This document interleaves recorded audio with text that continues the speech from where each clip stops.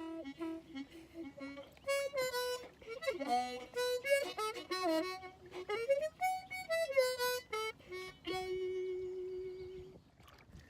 had the pleasure of teaching at the Shared Harvest Harmonica Workshop weekend last weekend with the great Joe Filisko and Al Lehrman from Toronto.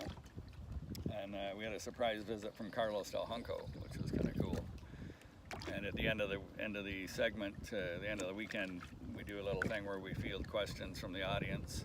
And someone suggested, because Carlos is really good at playing into a cup, and we all know Joe Filisko's got many cups, and we've seen him play. He has a one-handed technique with these small cups that's quite something. And someone suggested that we all demo them. I had the Harp Wah with me. And so Carlos went first, and Carlos is one of the people I cite as somebody that can do the cup, you know, like he knows how to do it really well. And he sounded great. And then Joe Filisko went next and demonstrated the many different cups that he has, different sizes, and he sounded great, of course. And then I went last when I thought, well, geez, if there's ever a test for the Harp Wah to see if it earns its keep or whatever, that would be this would be it. And I was very pleased. I mean, I knew that already, but it was kind of cool to do it with two of the best at the traditional way to get that sound. I mean, I didn't invent the sound. I invented the Harp Wah to make it hopefully a little easier and more efficient at getting that sound rather than just picking up a cup and doing it. I designed something that was specifically made for that.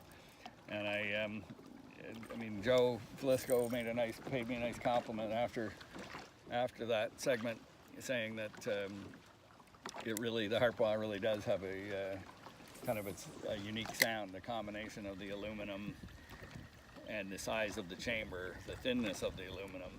You know, I spent quite a bit of time experimenting with materials and thicknesses and opening sizes and things like that to get a nice tone on it, and it's got kind of this metallic honk to it, particularly when you hit certain notes.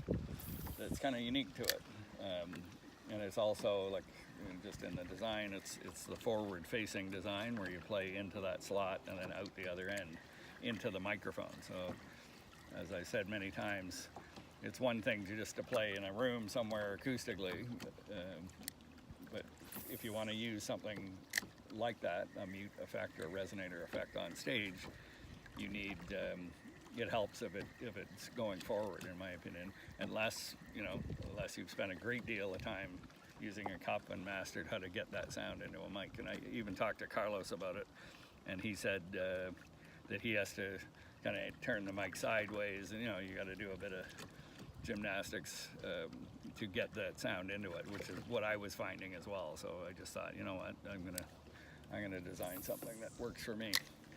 So that was cool. I felt good that the product stood up in about the toughest environment that you could get, that's for sure.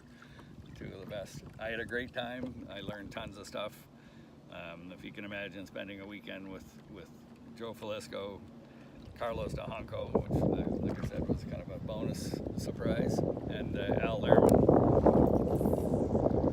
It was awesome. We got to tell some stories. I got to hear a couple of hilarious stories, and learned lots of stuff. Weeds. Talk to you soon.